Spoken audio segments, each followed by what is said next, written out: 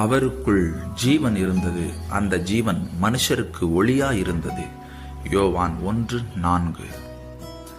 இருள் என்று சொன்னால் தோல்வி, பயம், தரித்திரம், இல்லாமை, மரணம் போன்ற காரியங்களை குறிக்கிறது. தாவீது சொல்லும்போது மரண இருளின் பள்ளத்தாக்கிலே நடந்தாலும் என்று சொல்லுகிறார்.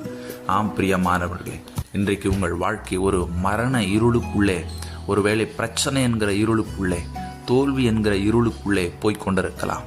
வேத வசனம் சொல்லுகிறபடி அவருக்குள் ஜீவன் இருக்கிறது, அந்த ஜீவன் மனுஷருக்கு ஒளியாக இருக்கிறது. இயேசு கிறிஸ்து உங்கள் வாழ்வில் இருக்கிற சகல இருளையும் போக்குவார். சகலவிதமான தோல்வியையும் இல்லாமையை மாற்றி உங்கள் வாழ்க்கையை ஒளிரச் செய்வார். ஆம் பிரியமானவர்களை, இன்று கர்த்தருடைய நாள்.